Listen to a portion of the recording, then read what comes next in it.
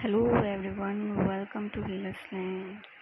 Friends, आज का video इस पर है कि ये जो जर्नी होती है शिव शक्ति की, ट्विन फ्लेम की, क्या ये सबको मिलती है?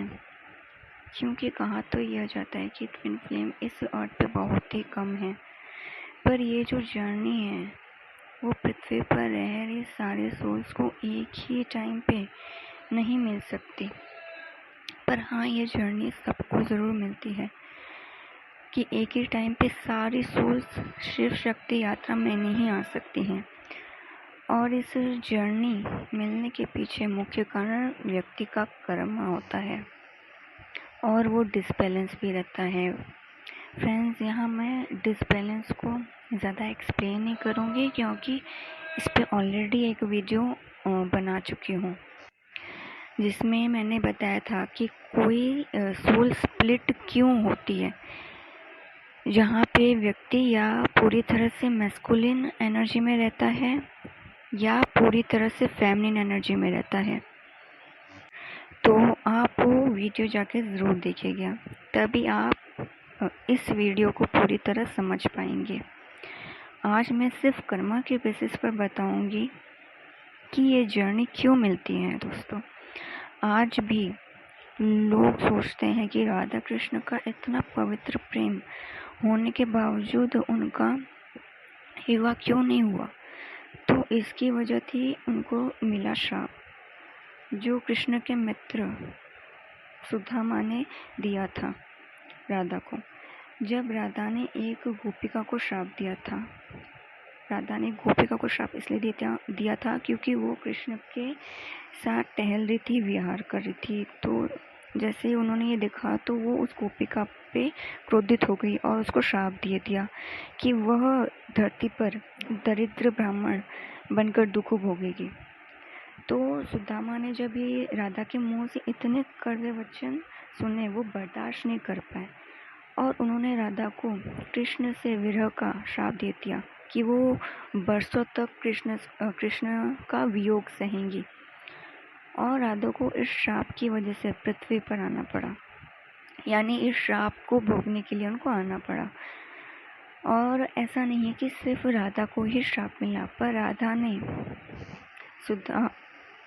सुदामा को भी श्राप दे दिया कि वो धरती पर दानव रूप में जन्म लेंगे, जिसका बाद में वध शिवजी ने किया था। तो यहाँ जो श्राप था, यानी एक तरह का कर्मा था राधा और कृष्ण के बीच का। और एक कहानी है तुलसी माता की, जिनका असली नाम वृंदा हुआ करता था और उनका जन्म राक्षस कुल में हुआ था। फिर भी वो भगवान विष्णु की परम भक्ति, उनकी सच्ची भक्ति किया करती थी। जब वृंदा का जालंधर नाम के असुर से विवाह हुआ तो की वृंदा की भक्ति के कारण उसका पति हमेशा विजय प्राप्त करता था और उसे काफ़ी घमंड हो गया था अपनी शक्ति पर। एक बार जालंधर ने स्वर्ग की सारी अप्सराओं को अपने वश में कर लिया था। तो स्वर्ग के देवता जाते हैं भगवान विष्णु की शरण में मदद मांगने। तो यहाँ भगवान विष्णु ने अपनी माया से जालंधर का रूप धारण कर लिया था ताकि वृंदा का पतिव्रता नष्ट हो जाए, और ऐसा करने से जालंधर की सारी शक्तियाँ नष्ट हो गई। तब क्रोध में आके वृंदा ने भगवान विष्णु को श्राप दे दिया कि वो पत्थर के बन जाएंगे। और जिस तरह से उनको अपने पति का वियोग सहना पड़ा, क्योंकि जैसे ही उनका पतिव्रता नष्ट हुआ तो वो सती हो गई, अपने पति के साथ आत्मदाह कर लिया उन्होंने। पर उन्होंने श्राप दे दिया भगवान विष्णु को कि जैसे मुझे वियोग सहना पड़ा अपने पति से,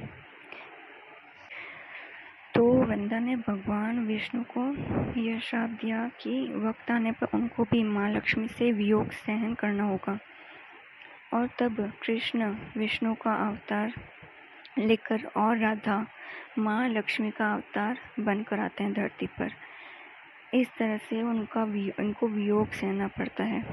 तो दोस्तों, ये जो भी श्राप था वो कर्मा था कृष्ण और राधा का, जिनको ये कर्मा भोगना ही था। तो इस तरह से कि कहीं किसी श्राप या कर्मा के कारण हर सोल को शिव शक्ति की यात्रा मिलती।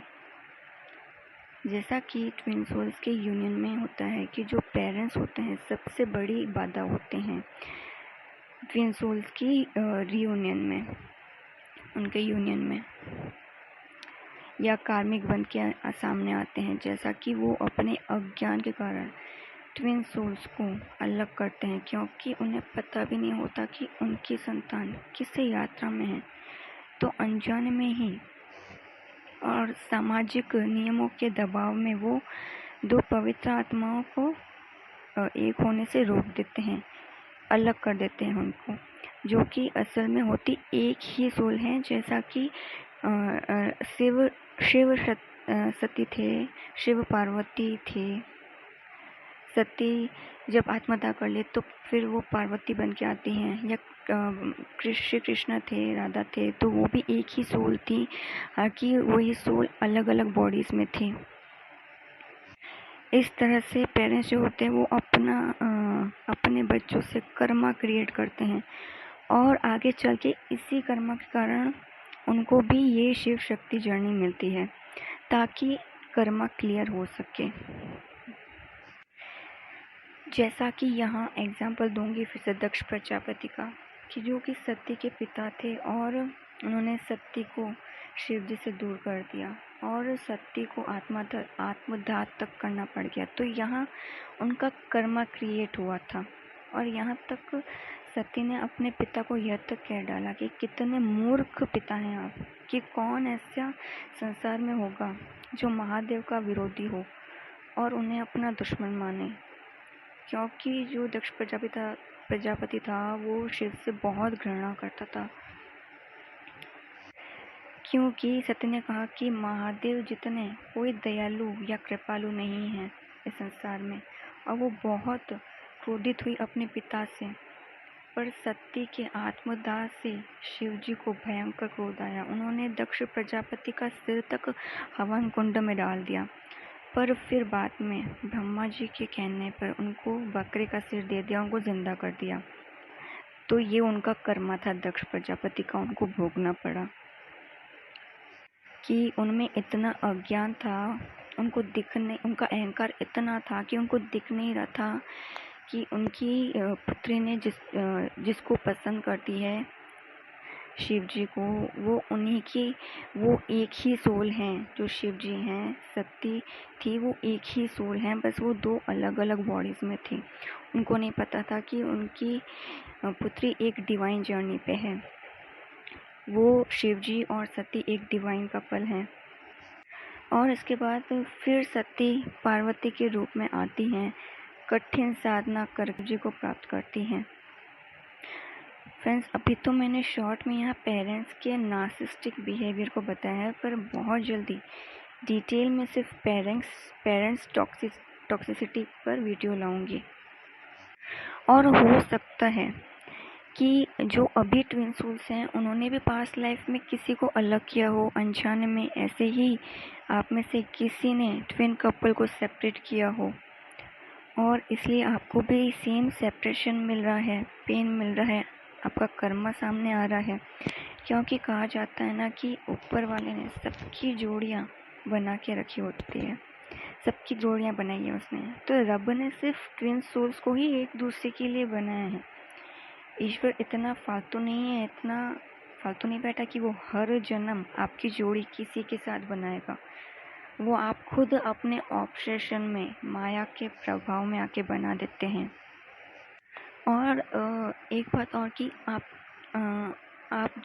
आपका जब ये जर्नी चल रही होती है ट्विन सोल्स की, जब आप अवेकन होते हैं आपको पता चल रहा है कि आप इस जर्नी में हैं, और आपके पेरेंट्स का जो बिलीव सिस्टम होता है वो सबसे बड़ी बाधा होता है आपके लिए, कि उनका माइंड कितना कंजर्वेटिव होता है, कितनी वो पुरानी धारणाओं से चल रहे होते हैं जो समाज के दबाव में पूरी तरह से होते हैं। कितना पेरेंट्स में अहंकार आपको दिखता है। उनको अपनी संतान जो कि मतलब आप अगर अपने डीएम्स को बहुत चाहती पसंद करती तो वो प्यार उनको वो डिवाइन जर्नी दिखती ही नहीं है। जैसा कि दक्ष प्रजापति के केस में भी था, उसको उनको बिल्कुल नहीं दिखा था कि उनकी पुत्री जिस व्यक्ति को पसंद करती हैं वही उनका आधा भाग है, उन्हीं की सोल है। और इस दौरान जो आपके पेरेंट्स का बिलीफ सिस्टम होता है टॉक्सिक वाला, तो यूनिवर्स आपको दिखा रहा होता है कि ये जो बिलीफ सिस्टम है ना आपके पेरेंट्स का, ये किसी टाइम पे आपका भी रहा होगा। इतना कि आपने भी इसी बिलीफ सिस्टम के कारण किसी को अलग किया हो।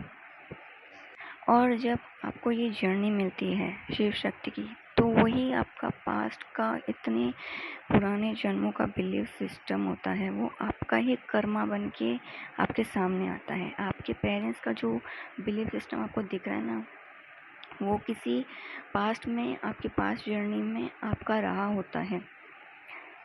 तो यूनिवर्स यही मिरर दिखा रहा होता है आपको कि आपको हील करना है इसे। और जैसा कि अभी आपके पेरेंट्स का बिलीफ सिस्टम इतना नार्सिसिस्टिक है, तो उनके साथ भी यही होगा आगे की जर्नी में कि उनको जब शिव शक्ति की आत्मा मिलेगी तो यही उनका बिलीफ सिस्टम उनका ही कर्मा बन के उनके सामने आएगा। फिर यूनिवर्स उनको भी दिखाएगा कि नहीं भी, तुम्हारे बच्चे जब थे इस डिवाइन जर्नी में, तब तुमने ही अपने बच्चों को अलग किया था, उनके डिवाइन पार्टनर से अलग किया था जो उन्हीं की सोल का पार्ट था। तब यही कर्मा उनके सामने आ रहा होता है। उनको भी सेम फिर अपने ही जो डीएम या डीएफ उनका जो होगा उनसे सेपरेशन होगा, पेन उनको भी फिर फेस करना पड़ेगा। फिर वो ही सेम इस प्रोसेस से जाएंगे, अवेकनिंग के प्रोसेस से। यूनिवर्स उनको सिखाएगा कि ये इश्यूज थे तुम्हारे अंदर, अब इनको तुमको हील करना है। सो फ्रेंड्स, ये था आज का वीडियो कि शिव शक्ति यात्रा मिलती है कर्मों के बेसिस पर। क्यों मिलती है, क्या सबको मिलेगी? तो आई होप आपको ये वीडियो अच्छा लगा हो। Goodbye, take care and God bless you.